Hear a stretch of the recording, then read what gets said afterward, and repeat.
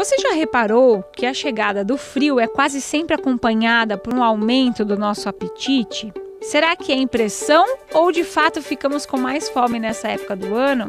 É o que vamos desvendar no Mentalistas desta semana. Começa agora, Mentalistas.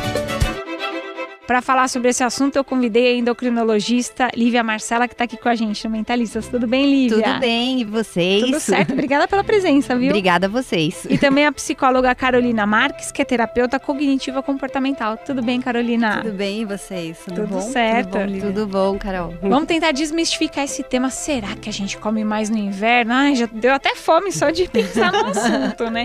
Tem alguma explicação orgânica para isso? Vou começar com a doutora Lívia, então. Existe alguma explicação orgânica? O corpo pede mais alimentos mesmo nessa época? Sim, existem até alguns trabalhos que foram feitos com relação a isso. Então, no inverno, a tendência é que a gente sinta mais frio e o corpo, para manter a temperatura entre 36 e 37 graus, acaba precisando de mais energia. Então, para repor essa energia que a gente gasta, a gente acaba comendo mais no inverno. Mas não é só isso que acontece, né? Essa é uma das teorias, mas no inverno também os dias são mais escuros e isso faz diminuir a serotonina. Esse foi o resultado do estudo feito nos Estados Unidos, na cidade de Califórnia. Então, os dias são mais escuros e nesses dias mais escuros, a gente tem menos serotonina circulando. E com isso, o que acontece? Para buscar uma sensação de prazer, de bem-estar, a gente acaba comendo mais. Só que a gente, às vezes, exagera, né? Então, eles viram também que a gente, para manter a temperatura corporal, acaba gastando a mais por dia 200 calorias. Mas nem sempre é isso que a gente acaba comendo a mais, né, no inverno. Acaba comendo muito mais, aposto, não é? Acaba comendo muito mais. Do ponto de vista psicológico, tem um porquê disso? É exatamente Carolina? isso mesmo, né? Eu acho que a diminuição da serotonina, o neurotransmissor que traz bem-estar pra gente, faz com que a gente acabe buscando bem-estar, a sensação de bem-estar em alimentos mais calóricos. E esse excesso de caloria é que faz a gente engordar um pouquinho mais no inverno. Na verdade, o inverno, né, é uma boa época pra gente emagrecer. Se a gente conseguisse segurar a onda de não comer alimentos calóricos, é uma boa época para a gente manter o peso bom, porque o corpo ele queima muito mais caloria no inverno do que no verão. Mas acontece isso, a baixa temperatura, junto com toda a explicação que a doutora Lívia deu, e a diminuição da serotonina faz com que busquemos alimentos calóricos, que tragam esse tipo de conforto, uma sensação de bem-estar emocional, o que acaba mantendo o nosso peso mais elevado. Então não é mito que a gente tem a tendência a comer mais, assim. Não é mito. É verdade, é comprovado por estudos. É verdade. Inclusive para os aspectos psicológicos mesmo do tempo. A gente tenta nos beneficiar de alguma forma. Toda vez em que o corpo assimila que a gente não está em sensação de bem-estar, ele vai buscar uma sensação de bem-estar. O sistema da recompensa, que fica no nosso cérebro do hipotálamo, ele faz sempre essa mediação entre o bem-estar do nosso corpo. Então, toda vez que ele se sente em que a gente está, vamos colocar assim, em menos bem-estar, ele vai buscar o bem-estar em alguma forma. Agora, doutora Lívia, no consultório, com a experiência que você tem, os pacientes chegam com uma queixa de falta de controle muitas vezes? A gente está no inverno, então, além do inverno, tem essa questão toda, né? Do controle e tal, de você querer comer alimentos mais calóricos. Os pacientes chegam lá e falam, olha, não consigo me controlar, é muito difícil nessa época. Além de tudo, no Brasil a gente tem as festas juninas, não esqueçamos das festas juninas. Você tem canjica, curau, quentão, tudo que é hipercalórico, né? Então, os pacientes chegam na clínica se queixando disso também, com a sua experiência? Sim, os pacientes, eles têm muito essa queixa. No inverno, é mais difícil controlar a alimentação, né? Então, se a gente fosse pensar, no inverno tem festa junina, e assim, não é uma festa junina, né? Tem a festa junina da escola, do trabalho, do não sei o quê. Então, a gente vai em pelo menos 3. E aí, nessa festa junina, a gente tem que desvencilhar um pouco o foco assim, festa junina é só para comer. Porque senão, em uma festa junina, a gente come a caloria do dia inteiro. Então, come 2.000 calorias fácil, porque o quentão tem 300 calorias, a canjica tem 200 calorias e assim por diante. A gente pode ir na festa junina e dançar quadrilha, né? Fazer outras coisas que não só comer. Acho que é isso, dissociar a diversão da alimentação, né? Que a gente tem muito associado. Vou me divertir na festa junina, então eu tenho que comer tudo para eu ser feliz. E ser feliz não está associado a comer tudo. E você poder distribuir em cada festa junina um pouquinho. Tem um trabalho muito interessante da Unicamp, que foi feito de 2008 a 2010. Eles pegaram os pacientes e dividiram, no nível do colesterol sazonal. Então, eles pegaram o colesterol ruim do verão, quanto é? E o colesterol ruim do inverno, quanto é? E eles perceberam que o colesterol ruim do verão é mais alto, estatisticamente, do que o colesterol ruim do inverno, que é o LDL, né? Então, assim, a gente pode até ter uma liberdade, porque eu acho que faz parte ter uma liberdade para comer, né? A gente não precisa ser tão rígido, mas as pessoas que têm diabetes, hipertensão, alto risco cardiovascular, talvez essas pessoas devessem ser um pouco mais focadas, porque se aumenta o colesterol ruim, acaba piorando as chances de infarto, derrame, né? Então, tem que tomar um certo cuidado com isso. Ô, Carol, e na terapia cognitivo-comportamental, como que é o manejo, né, dessa situação? Por exemplo, alguém vai no consultório da doutora Lívia, pega um regime, veio desde o verão bonitinho, emagrecendo, chegou no inverno, degringolou. É possível a psicologia ajudar nesse momento? E como é possível isso? A gente trabalha exatamente dissociando as ideias que as pessoas têm negativas em relação à comida. Por exemplo, que a comida vai trabalhar compensando algo que está ruim, que a comida vai trazer felicidade, que eu como a comida porque hoje eu não tive um dia bom, hoje eu posso, hoje eu estou de TPM. Então, é dissociando os pensamentos disfuncionais que as pessoas têm em relação à comida. Né? Trazendo a ideia de que a comida é uma alimentação e não um desabafo, e não um escape, e não um consolo. Mas isso não muda de uma hora para outra, imagina, não é? É uma mudança de vida, é uma mudança de uma interpretação de como a gente enxerga a comida na nossa vida. E muitas vezes isso atinge outras esferas, e não só a alimentação, como você disse muito bem, mas em que momentos eu não me sinto satisfeita comigo mesmo e eu acabo me indo para a comida, buscando consolo, buscando alegria, buscando afeto.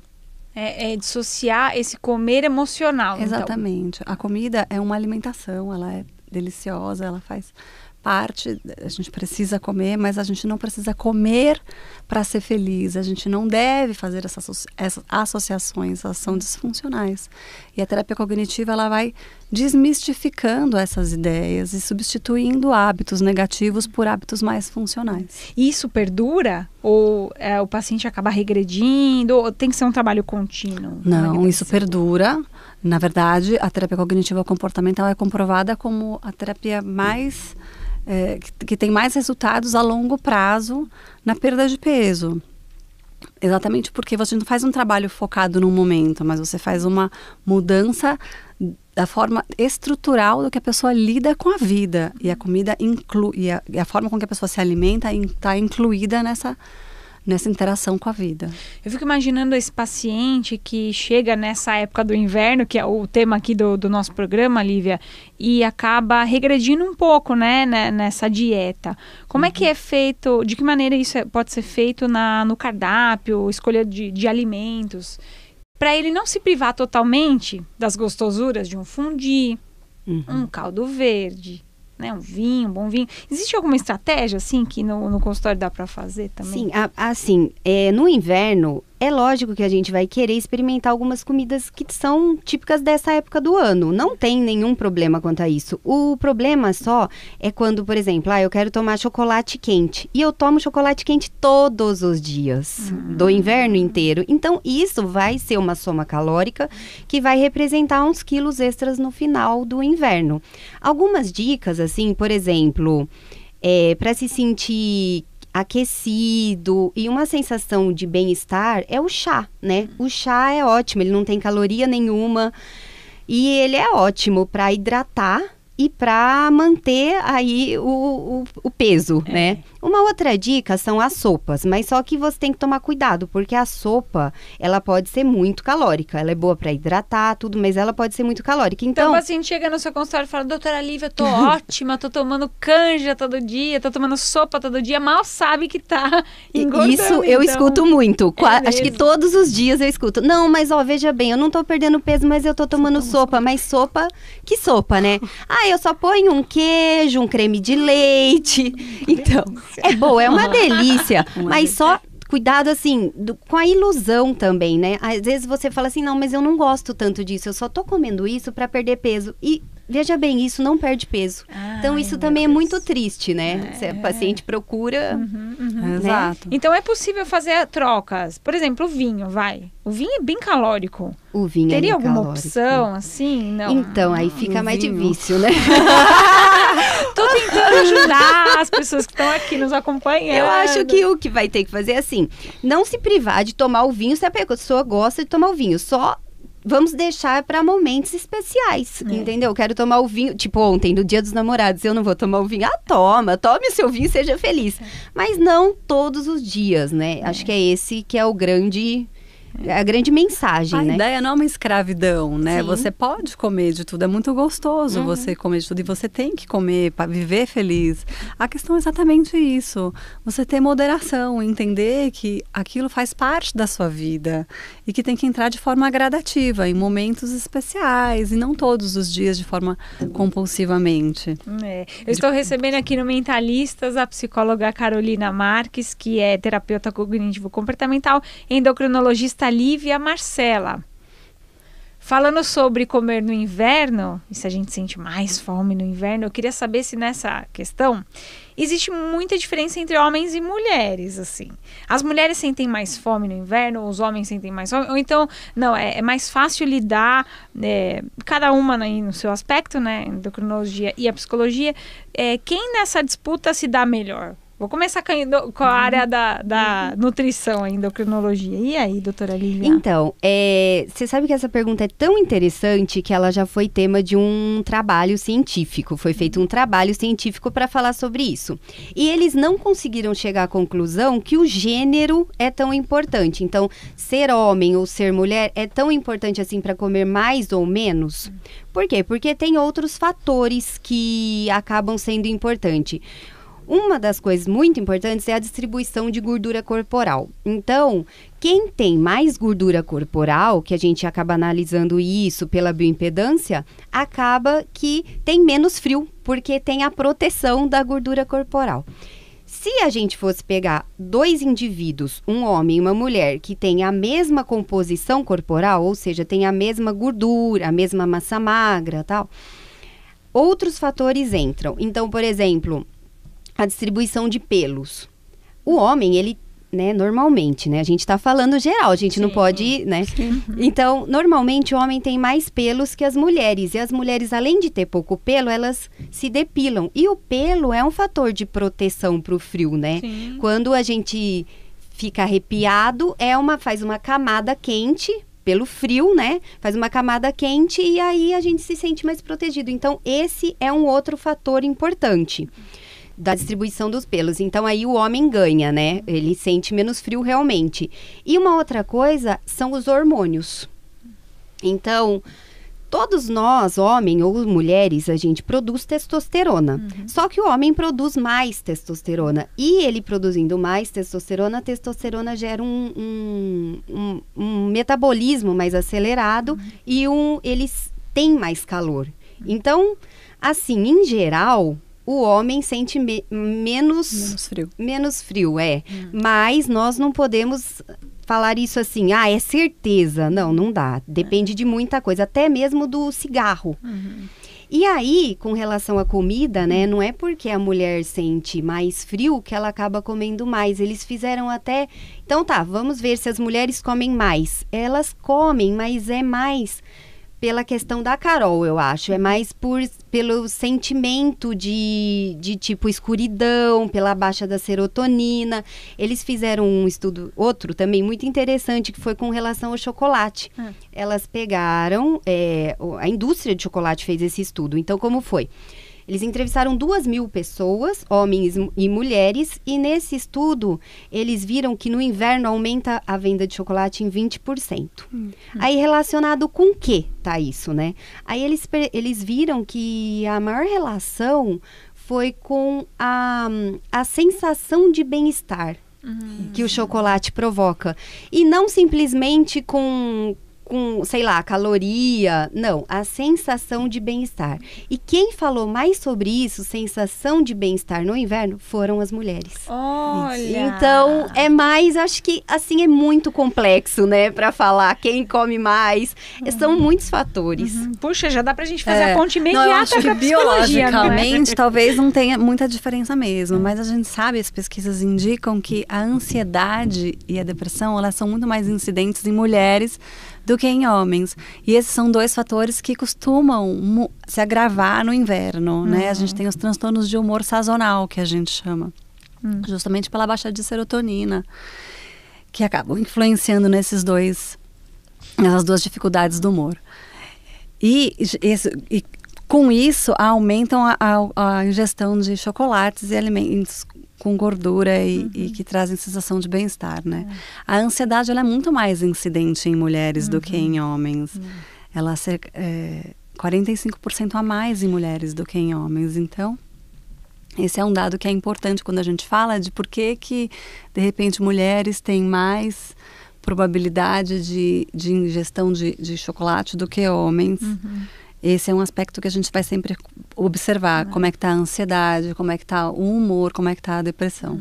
Então, quando chega um paciente no seu consultório, né? Aí chega um homem e uma mulher. O tratamento da terapia cognitivo-comportamental é diferente para esses 2 públicos ou não? Não é diferente para esses 2 públicos. O tratamento ele é individual, ele é focado para a demanda de cada uma das pessoas.